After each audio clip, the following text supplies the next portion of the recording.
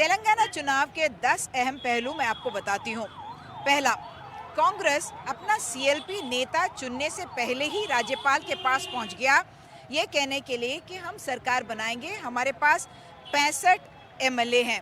ये इसलिए कि कांग्रेस के लिए सबसे बड़ी चुनौती ये सिर्फ नहीं है कि वो अपने 64 जो एमएलए हैं उनको साथ रखें, बल्कि इसलिए भी कि उनके पास जितने मुख्यमंत्री कैंडिडेट्स हैं उनको सैटिस्फाई करके रखना, ताकि कोई अपने सपोर्टर्स को लेकर चील कर कांग्रेस को किसी और के साथ सरकार बनाने के लिए ना सोचे। इसमें मैं ये भी कह सकती हूँ कि रेवंत रेड्डी के साथ शायद 42 विधायक होंगे, ये उनके कैंप का क्लेम है। कोमटिरेड्डी वेंकट रेड्डी समझिए उनके पास 12 तक विधायक होंगे। अगर ये लोग नाराज़ हो जाते हैं और किसी और पार्टी के साथ जाकर सरकार बनाने की कोशिश करते हैं तो वो कांग्रेस के लिए मुश्किल हो जाएगी। दूसरा अहम पहलू अर्बन और रूरल डिवाइड, यानी कि शहरी और ग्रामीण इलाकों में एक बहुत बड़ा अंतर दिख रहा है जिस तरह से उन्होंने बीआरएस को वोट किया।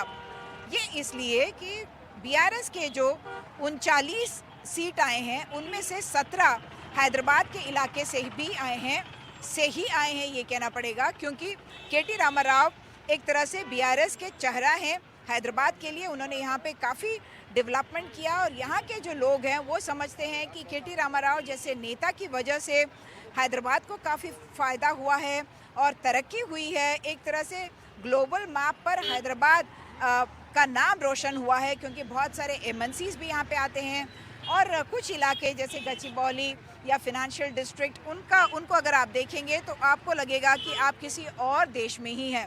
यानी कि ये फ़ैन क्लब बहुत बड़ा है केटी रामाराव का, और ये एक वजह है कि बीआरएस के लिए उनके सीटों में से 17 सीट हैदराबाद इलाके से ही आए। एक तरह से अगर आप देखें, चंद्रबाबू नायडू को अर्बन सीएम कहा जाता था, सीईओ कहा जाता था, शायद उसी तरह केटी रामाराव भी शहरी लोगों के लिए बहुत एक आइडल बने रहे।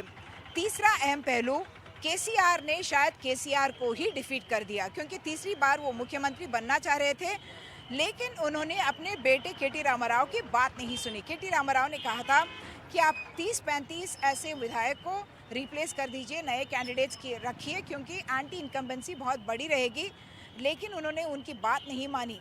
हालांकि कुछ महीने पहले उन्होंने 30 ऐसे विधायकों को एक चेतावनी दी थी और कहा था कि आपको टिकट नहीं मिलेगा, लेकिन बाद में उनको लगा कि उनको पार्टी से निकाल देना या फिर उनको टिकट ना देना पार्टी से निकाल देने के बराबर है, क्योंकि वो रिबल कैंडिडेट बन सकते हैं। तो ये बहुत एक मिस्टेक ही कहना चाहिए केसीआर की तरफ से हुआ, क्योंकि जो 10 चेहरे जो नए लेके आए गए थे उनमें से 9 चेहरे विजयी पाए गए।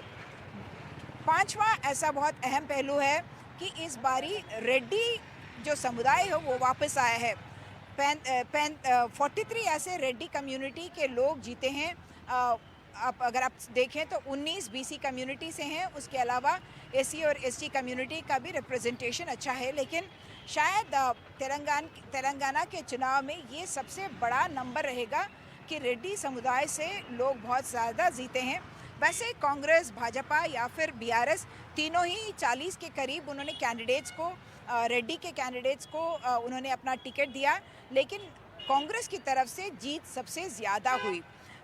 पांचवा अहम पहलू ये है कि जो वोट शेयर का अंतर है भाजपा, टीआरएस और बीआरएस और कांग्रेस के बीच, वो सिर्फ 2% था, क्योंकि अगर आप देखें तो बीआरएस का जो वोट शेयर है वो 47 से लेके 37 तक आ गया, लेकिन जो कांग्रेस का जो वोट शेयर है वो 29 से लेके 39 चला गया। यानी कि दोनों 10% कांग्रेस ऊपर हुआ और 10% बीआरएस नीचे हुआ, और दोनों के बीच वोट शेयर का अंतर सिर्फ 2% था। यानी कि अगर कुछ करेक्शंस वो कर लेते तो शायद केसीआर एक हैट्रिक कर सकते थे और तीसरी बार वो सीएम भी बन सकते थे।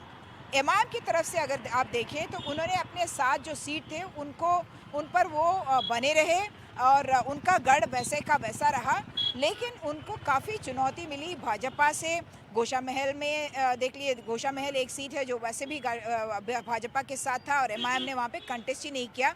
गोशा महल के अलावा जिन सीट्स पर उन्होंने कंटेस्ट किया, जैसे कि बहादुरपुरा है, याकुतपुरा है, कारवां है या फिर नामपल्ली है, इन सारे सीट्स में एमआईएम को काफ़ी एक चुनौती मिली और शायद इसको एक वेकअप कॉल की तरह एमआईएम लेगा। भाजपा के लिए उनका वोट शेयर जो है 7% से लेके दुगुना हुआ है, लेकिन उनके लिए चिंता की बात यह है कि उनके जो सिटिंग एमएलएस थे, दुब्बाका से रघुनंदन या फिर हुजूराबाद से ईटेला, दोनों ही हार गए और ईटेला तो गजवेल और हुजूराबाद दोनों जगह हार गए। उनके जो सिटिंग एमपीस हैं, करीमनगर से बंडी संजय, धर्मपुरी अरविंद कोरटला से और फिर स्वयं बापूराव आदिलाबाद के इलाके से जो वहाँ के एमपी भी हैं, वो भी हार गए। लेकिन उनको नया जो एरिया मिले हैं, 4 सीट आदिलाबाद में, 3 सीट निज़ामाबाद में और 1 सीट पास पहले से ही था, वो उनके गेन्स हैं।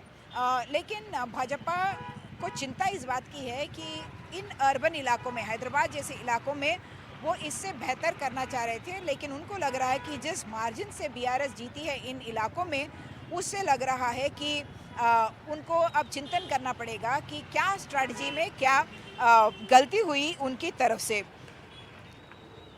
एक और अगला पहलाव है कि केटीआर का जो फैन क्लब है वो अर्बन यूथ तो है ही, लेकिन जो युवा गवर्नमेंट जॉब्स चाहते थे या तेलंगाना स्टेट के पब्लिक सर्विस कमीशन के जो एग्ज़ाम लिखकर पास होकर नौकरी लेना चाह रहे थे, गांव के युवा या फिर रूरल क्षेत्र के जो युवा हैं, वो काफ़ी गुस्सा थे क्योंकि टीएसपीएससी के एग्ज़ाम्स कैंसिल हुए और उनको लगने लगा था कि तेलंगाना की सरकार ने हमारे लिए काफ़ी कुछ नहीं किया है।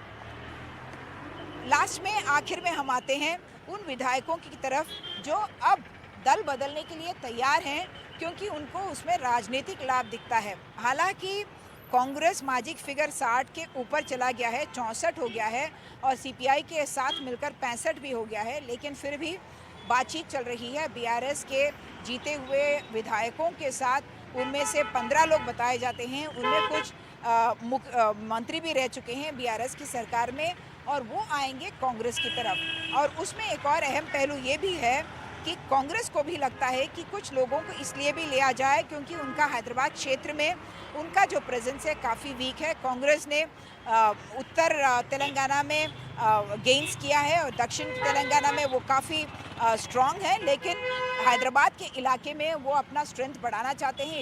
इसके अलावा वो एक यादव फेस, गौड़ फेस, यानी कि जो बैकवर्ड क्लास के जो लीडर्स हैं, और इसके अलावा एक मुस्लिम फेस भी अपने पार्टी में लाना चाहते हैं। आखिर में मैं बस यही कहना चाहती हूँ कि पॉलिटिकल आइडियोलॉजी या फिर पॉलिटिकल मोरालिटी की बात विधायक, राजनेता नहीं देखते हैं। सिर्फ अपने राजनीतिक लाभ के लिए ही वो राजनीति में आते हैं। ऐसा ही लगता है जब आप देखते हैं कि किसी पार्टी में आपने चुनाव लड़ा और जल्द से जल्द आप दूसरे पार्टी में चले गए। एक तरह से कहूँ कि केसीआर को एक रिटर्न गिफ्ट अब मिल रहा है, क्योंकि जो उन्होंने 2014 और 2018 में कांग्रेस के साथ किया, वही अब कांग्रेस उनके साथ करना चाहती है। हैदराबाद से कैमरा पर्सन नागराजू के साथ उमा सुधीर, एनडीटीवी इंडिया के लिए।